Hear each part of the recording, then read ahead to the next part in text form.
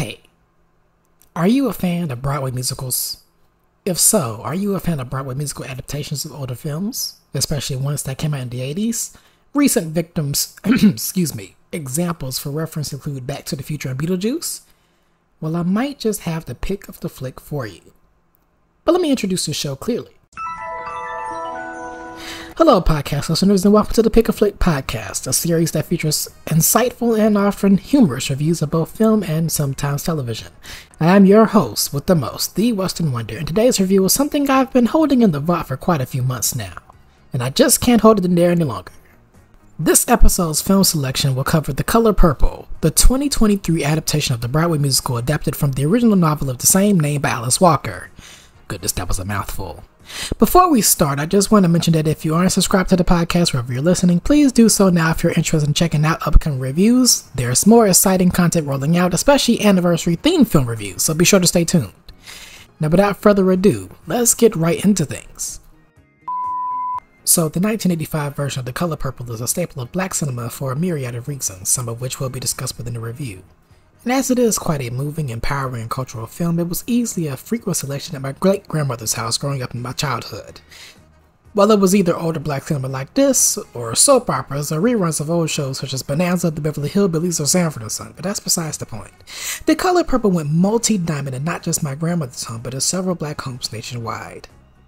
The 1985 adaptation, directed by Steven Spielberg and produced by Quincy Jones, who also provided the music score, was mostly critically acclaimed at the time of its release, receiving 11 Oscar nominations but not a single win, 4 Golden Globe nominations including a win for Whoopi Goldberg, and 2 NAACP Image Awards. The film had become such a classic over the decades that it obviously made sense that it would get a musical adaptation, right? Well, the first musically adapted production of The Color Purple first touched ground on Broadway in 2005 with actress and singer LaShawn in the role of protagonist Celie, and received a Tony Award for her performance. And the first Broadway one garnered a total of 11 Tony nominations in total. Other notable performers that appeared in various runs of the show pre-2015, which I'll explain the importance of me shortly, included Hamilton star Renee Elise Goldsberry, Michelle Williams, that's Destiny's Child's Michelle Williams, not Brokeback Mountain Michelle Williams, former American Idol finalist Latoya London, and Season 3 American Idol winner Fantasia Barrino, who takes on the lead role of Celie in the 2023 adaptation. More on her later. Fun fact, Fantasia was the first American Idol winner to ever appear on a Broadway production. Now, the second Broadway one in 2015 was how I even discovered there was a Color Purple Broadway musical running in the first place, and probably not in the way that you expect me to find this out. Now, as we all know, in April 2016, the late great music legend Prince passed away, and in tribute to the Purple One, Jennifer Hudson in the role of Shug Avery led the cast of the revived Color Purple in an emotional performance of Purple Rain. Also in this cast is Cynthia Erivo in the role of Celie, which she first performed in London's West End 2 years prior, and Danielle Brooks in the role of Sophia, which she will reprise in the 2023 adaptation. More on her also later. Veteran singers Heather Headley, a Tony winner for her role in the musical Ada, and Jennifer Holliday, the Grammy-winning star of another classic musical Dreamgirls, filled in the role of Shug Avery in later performances. Similarly to the 2005 Broadway run, the revival was well received and was awarded plenty of accolades, including 4 Tony nominations, with 2 wins including Best Revival of a Musical and Lead Actress in a Musical for Cynthia Erivo, a Grammy Award, and even a performance on the Today Show got the crew a Daytime Emmy Award. With this in mind, it wouldn't make sense that the adaptation of the adaptation would eventually make its way to the big screen, right? Well, fast forward to 2023. The film version of The Color Purple musical is released in theaters. Back with a budget that nearly pushed $100 million compared to the 1985 film, which had a reported $15 million budget, which would roughly amount to approximately $43.5 million in today's inflation numbers, and the springtime filming period in Georgia. The crew behind the 2023 version slightly changed from the 85 version. Steven Spielberg is now the co-producer, with filmmaker Blas Bazawule, who directed Beyonce's Black is King musical film, taking on the role for the direction for this project. Quincy Jones returned to the producers team, but did not do the score, which this time was composed by Chris Bowers, who has done scores for films such as King Richard, which shameless plug I previously reviewed, and Green Book, and also Oprah Winfrey, who played Sophia in the 1985 film, also was a producer of the film.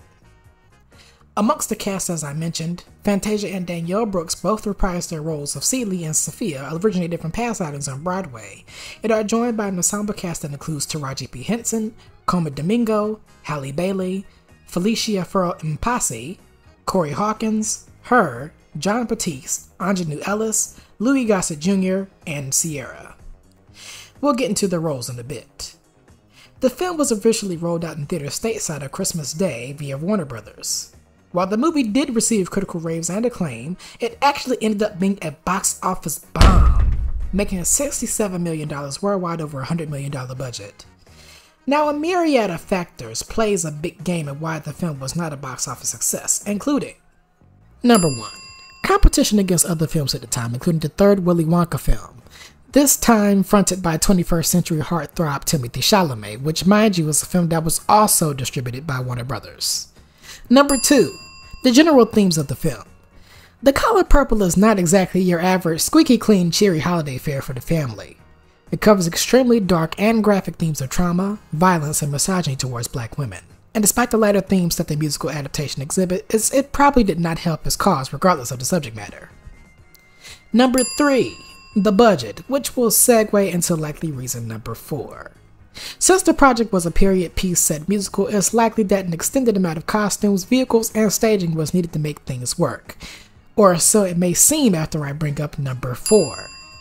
The promotional tour for the film, which in itself came and went, and the positive vibes were quickly overshadowed by some behind-the-scenes drama, or unfit working conditions, including lack of proper transportation or dressing rooms. Issues that were expressed by Taraji P. Henson and Danielle Brooks during the press tour. Other likely factors could include audiences tiring of certain remakes, and a general idea that the film's audience may have been extremely limited to ever become a big musical film success in the vein of something like, say, Moulin Rouge or Chicago, for example. Now, despite the film not being a big box office draw, as I did mention earlier, it was very well received amongst critics and did receive accolades. For her performance as Sophia, Danielle Brooks was nominated at all the precursor award shows: the Golden Globe, the Critics' Choice, SAG, the BAFTAs, and the Oscars, while Fantasia received nominations at the Globes and BAFTAs for her performance of Celie. While a majority of the cast represented a good quarter of 16 nominations received at the NAACP Image Awards, winning 11. Fantasia, Taraji P. Henson, Coma Domingo, and Felicia Mpasi all won for their performances. Now the question stands: did this lively adaptation stand out to me from the original outlet? Well, stay tuned for the response. First, let me break down the plot as simple as I can for any listeners out there that aren't completely familiar with the concept of The Color Purple. But as a heads up, as I've tiptoed around throughout this, that implications of heavy subject matter will be mentioned. The story of The Color Purple takes place in the early 20th century in the Deep South. Enter Celie, a young, shy, resilient girl who was tragically sexually abused by her own father after her mother had passed away, and ultimately ended up birthing 2 of his children who were both taken away from Celie. Eventually, her father forces her to settle down and marry a much older farmer man named Albert Johnson, who refers to himself as Mr. Mind you that this Mr. guy already has 3 kids wreaking havoc back at home. Celie's sister Nettie, who Mr. initially tried to scout for marriage by Celie's father, who rejected this and instead offered Celie, the ugly one in his eyes, ends up moving into Mistress with Celie after their father also attempted initiating non-consensual sexual assault. However, Nettie is soon blacklisted after Mr. tries tiptoeing through the tulips without consent, which Nettie rejects. As she departs, an emotional Nettie promises her distraught sister that she will write letters to her every day. As years go on, and Celie is still married to old foul Mr., 2 prominent female characters enter Celie's life in different ways. The first being Sophia, who marries one of Mr's children and Celie's stepson, Harpo. Sophia is extremely strong-willed and confident in her womanhood, and it would be a rainy day in hell if she believed otherwise. She has a bit of development in the film from when Celie suggests to a frustrated Harpo that he should beat Sophia, and inevitably arrested for declining a white woman's advances in becoming a housemaid for her. The second woman to enter Celie's orbit is Shug Avery, an old-timey jazz singer and the talk of the town, so much so that Mr. openly vies for her affection and love, which she's not so open to giving back to him per se. Similarly to Sophia, she is extremely bold and confident in her womanhood and is not going to let anybody tell her otherwise. Celie especially gravitates towards Shug, and their relationship blossoms quite beautifully as the film progresses. And as Celie finds her way to independence and her hopes of reuniting with her sister Nettie one day, the film ends on a truly inspiring note. Now walking into this, I didn't quite know what to expect, but there was one thing I knew for certain.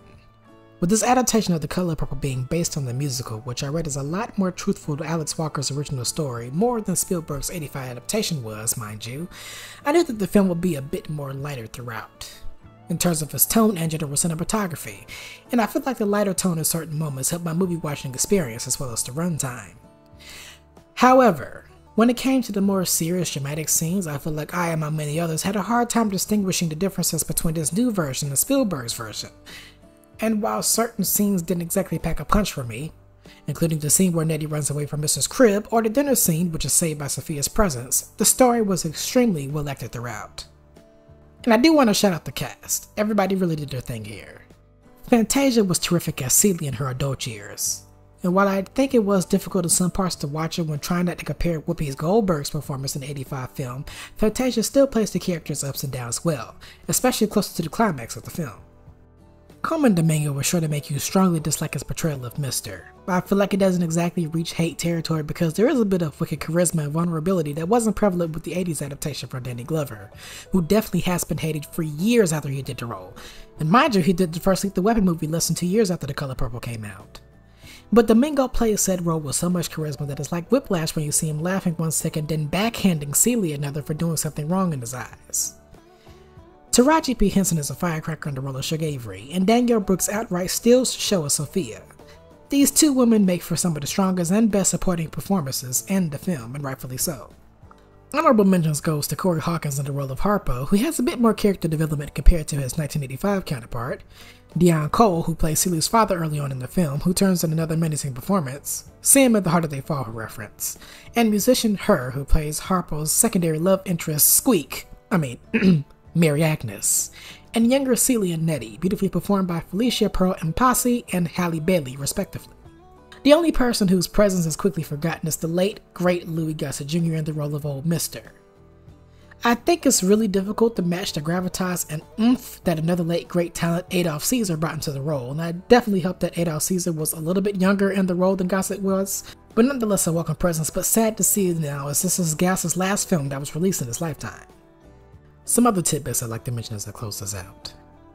Bringing back my earlier comment on the lighter tone of the film, I loved how colorful and vibrant the film is, but most of that's because it's from Celie's optimistic point of view. The transitions were very well done, especially when young Celie transitioned to adult Celie, and Suge and Celie's relationship as it developed was absolutely beautiful to see and easily one of the more memorable parts of the film, probably because the cinematography balanced the costumes and scenery better in the musical numbers. One last thing to mention speaking of, the musical numbers themselves were absolutely fun and true to the Broadway-ness of it all. Now the movie must have heard me sigh closer to the end when I was looking at the runtime and thinking, there's 15 minutes left of this, where's the big church number? And while it's in there, it's stripped down to a shorter, more intimate moment between Suge Avery and the father. The only downside is that the notable quotables from the 1985 adaptation ranging from, "You show is ugly," to, "You gonna let that nappy head gal talk to you like that? You're sitting at the head of your own dinner table and you're acting like a waiter," are no shows here, but that's only a minor grudge. Overall, out of 5 popcorn buckets, The Color Purple 23 gets 4 buckets out of 5 for me. The movie was very entertaining and well acted, and the musical numbers and cinematography stayed true to its originating Broadway source. I'd highly recommend you check it out if you haven't yet. It's available on VOD and cable since streaming services are starting to bundle with each other and they're slowly becoming a digital market, honestly. Halfway! Coming up next on the Pic-a-Flic podcast, reviews for The Bike Riders, The Fall Guy, a 25th anniversary review for Bowfinger, and a throwback to the first installment of the Jimmy Power Hour. All that and more is coming to the Pic-a-Flic podcast. To stay updated when an episode drops, be sure to subscribe to the show on YouTube or wherever you listen to podcasts, and be sure to follow the show's social medias on Twitter, Instagram, TikTok, and even Letterboxd via the username Pic-a-Flic-Pod. That is at PICAFLICPOD.